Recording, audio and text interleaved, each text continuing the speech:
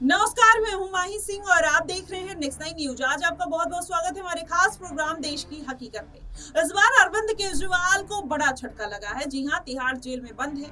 एक तरफ ईडी इससे कहीं ना कहीं उनको अंतरिम जमानत मिल जाती है, लेकिन कहीं ना कहीं उसमें भी पेच फंसता हुआ नजर आता है और उस पर भी फैसला अटक जाता है।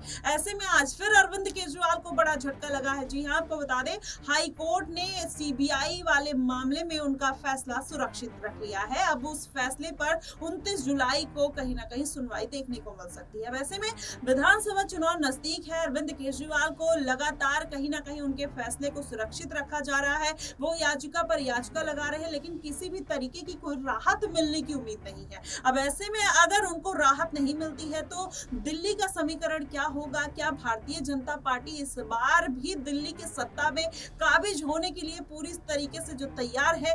क्या अरविंद केजरीवाल को मात दे देगी? ऐसे में तमाम सवाल खड़े होते हैं। आज इन्हीं तमाम सवालों पर चर्चा करेंगे। हमारे साथ मनीष मौजूद है, हमारे सहयोगी। मनीष, क्या लगता है कि जिस तरीके से अरविंद केजरीवाल अपनी जमानत के लिए कभी राउजर्नी कोर्ट का रुख करते हैं, वहां से राहत नहीं मिलती तो हाई कोर्ट जाते हैं, हाई कोर्ट से सुप्रीम कोर्ट, इस तरीके से बार बार वो अर्जी तो लगा रहे हैं, लेकिन किसी भी तरीके की राहत मिलने की उम्मीद नहीं है। फंसते हुए नजर आ रहे हैं लगातार। एक कोर्ट में अगर अंतरिम जमानत मिल भी जाती है फिर भी बाहर नहीं आ पाते हैं। तो किस तरीके से पूरा माहौल बनता हुआ नजर आ रहा है आम आदमी पार्टी का? देखिए, जिस तरीके से शराब नीति घोटाले मामले में यहाँ पर अरविंद केजरीवाल पर कार्रवाई की जा रही है और ईडी और सीबीआई लगातार यहाँ पर तमाम चीजें निकालती हुई नजर आ रही है, यहाँ पर तमाम खुलासे करती हुई नजर आ रही है, उसको देखकर यही कहा जा सकता है कि आने वाले विधानसभा चुनाव में 2025 में जो विधानसभा चुनाव दिल्ली में होने हैं उसमें आम आदमी पार्टी की थोड़ी बहुत मुश्किलें तो बढ़ती हुई नजर आएंगी। लेकिन जिस तरीके से देखा गया माही, लोकसभा चुनाव में सुनीता केजरीवाल और यहाँ पर संजय सिंह और आतिशी की अगर बात कर ले तो पार्टी की कमान बहुत बेहतर तरीके से संभालते हुए नजर आए। लेकिन अगर कहीं ना कहीं देखा जाए तो वो पार्टी की कमान बेशक उन लोगों ने संभाली, लेकिन यहाँ पर आम आदमी पार्टी वो रिजल्ट यहाँ पर नहीं दे पाई जनता के सामने। यहाँ पर वो रिजल्ट निकल कर नहीं आया उनके लिए, उनके हक में फैसला नहीं हुआ, एक तरीके से कहना चाहेंगे। क्योंकि जिस तरीके से 7 सीटों पर भारतीय जनता पार्टी के सांसद जीतने में कामयाब हुए और ऐसे में यहाँ पर कांग्रेस को भी यहाँ पर कोई खाता नहीं खुलता हुआ नजर आया। और ऐसे में पिछले लोकसभा चुनाव के ठीक तरह उसी तरह से इस लोकसभा चुनाव में भी यहाँ पर 7 सीटों पर भारतीय जनता पार्टी जीत दर्ज करती हुई नजर आई। लेकिन अगर देखा जाए तो अगर यहाँ पर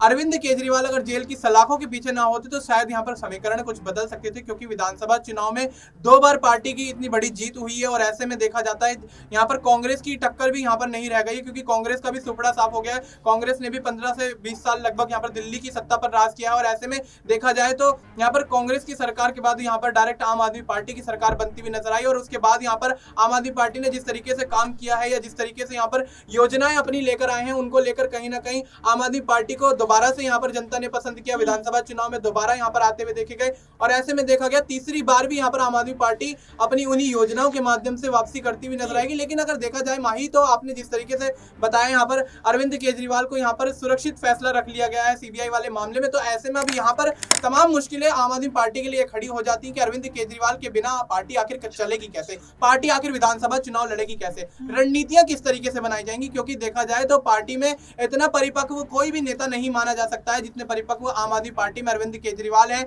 उनकी रणनीति, उनकी सूझबूझ के माध्यम से ही 2 बार के विधानसभा चुनाव में आम आदमी पार्टी जीतने में कामयाब रही है और ऐसे में भारतीय जनता पार्टी जैसी बड़ी पार्टी से यहाँ पर उनका मुकाबला देखा जाता है। लेकिन देखा जाए जिस तरीके से समीकरण बनते हुए नजर आ रहे हैं उसके माध्यम से अगर अरविंद केजरीवाल पिछले जैसे लोकसभा चुनाव में यहाँ पर रिहाई, यहाँ पर उनको जमानत मिल गई थी यहाँ पर कुछ दिन के लिए, तो यहाँ पर अगर उनको इसी तरह से जमानत मिलती हुई नजर आती है और पार्टी की कमान अगर अरविंद केजरीवाल शुरुआती दौर पर संभालते हैं तो ऐसे में कहीं ना कहीं आम आदमी पार्टी के पक्ष में कुछ यहाँ पर वोट जा सकते हैं या यूं कहें आम आदमी पार्टी दोबारा वापसी करने में कुछ हद तक कामयाब हो सकती है। लेकिन देखा जाए जिस तरीके से भारतीय जनता पार्टी यहाँ पर रणनीतियां बनाती हुई नजर आ रही है उसके माध्यम से तो अभी फिलहाल कुछ कहना यहाँ पर ठीक नहीं होगा। और ऐसे में देखा जाए तो हाल ही में एक नई पार्टी की यहाँ पर एंट्री होती हुई नजर आई है, तो बेशक यहाँ पर वोट भी कटने की यहाँ पर संभावनाएं जताई जा रही है। और देखा जाए तो यहाँ पर आजाद समाज पार्टी और बहुजन समाज पार्टी भी यहाँ पर दिल्ली में चुनाव लड़ने का दावा ठोक चुकी है, तो बेहद मुकाबला जो है दिलचस्प होने वाला है माही। जी बिल्कुल, ऐसे में ये तमाम सिनेरियो तो आपने समझाया है मनीष, लेकिन यहाँ पर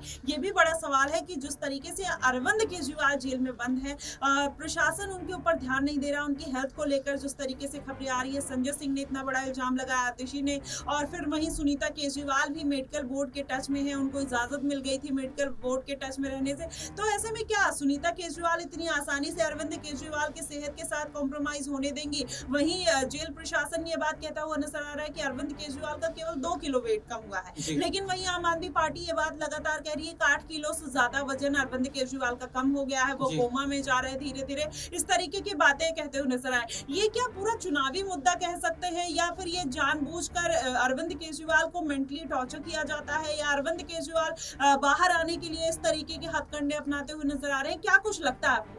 देखिए, जिस तरीके से अभी हाल ही में मामला निकल कर आया था कि अरविंद केजरीवाल का यहाँ पर वजन यहाँ पर जो है वो कम होता हुआ नजर आया और ऐसे में उनका शुगर लेवल भी काफी बढ़ता हुआ नजर आया। लेकिन देखा जाए तो जिस तरीके से जेल प्रशासन ने यहाँ पर इस पर स्थिति साफ करते हुए ये कहा था कि यहाँ पर तमाम जो यहाँ पर आम आदमी पार्टी इल्जाम लगा रही है वो सभी इल्जाम जो है वो बेबुनियाद हैं, वो झूठे हैं और ऐसे में अरविंद केजरीवाल की रिहाई के लिए आम आदमी पार्टी जो है वो तमाम यहाँ पर कोशिशें करती हुई नजर आ रही है। और ऐसे में देखा जाए तो अगर यहाँ पर आम आदमी पार्टी यहाँ पर इस तरीके की कोशिश कर रही है तो वो यहाँ पर अरविंद केजरीवाल और भी ज्यादा यहाँ पर फंस सकते हैं, क्योंकि देखा जा रहा है जिस तरीके से लंबे अरसे से उन पर कार्रवाई ईडी सीबीआई की जारी है और ऐसे में मनीष सिसोदिया जो कि डिप्टी सीएम रह चुके हैं दिल्ली के, वो भी यहाँ पर कहीं ना कहीं काफी लंबे अरसे से सलाखों के पीछे हैं। तो उनकी रिहाई ना होना और अरविंद केजरीवाल का इस तरीके से फंसा होना यहाँ पर आम आदमी पार्टी के लिए बहुत बड़ा यहाँ पर संकेत है कि आने वाले विधानसभा चुनाव 2025 में आखिर पार्टी किस तरह से अपनी नैया पार लगाएगी। नैया पार लगानी यहाँ पर बेहद ज्यादा जरूरी हो जाती है माही, क्योंकि जिस तरीके से देखा गया लोकसभा चुनाव में यहाँ पर आम आदमी पार्टी को कोई भी सीट हासिल नहीं हुई, तो उसके माध्यम से यहाँ पर आम आदमी पार्टी को लोकसभा चुनाव से भी बेहतर मेहनत करने की जरूरत है ताकि रिजल्ट जो है उनके समर्थन में आते हुए नजर आए। तो भाई देखा आपने जिस तरीके से मैंने बताया कि आने वाले समय में भारतीय जनता पार्टी जो है वो रणनीति जिस तरीके की दिल्ली में बनाती हुई नजर आ रही है, उसके माध्यम से विधानसभा चुनाव जो है वो आम आदमी पार्टी के लिए बहुत ज्यादा मुश्किल होने वाला है। ऐसे में मुश्किलात दौर में किस तरीके से आम आदमी पार्टी इस स्थिति से निकलने में कामयाब होगी ये तो खैर आने वाला वक्त ही बताएगा। जी बिल्कुल, ऐसे में अब देखना दिलचस्प होगा कि क्या वाकई में अरविंद केजरीवाल को किसी भी तरीके की राहत मिलेगी या नहीं। वहीं अगर देखा जाए तो सुनीता केजरीवाल लगातार जद्दोजहद करती हुई नजर आ रही हैं।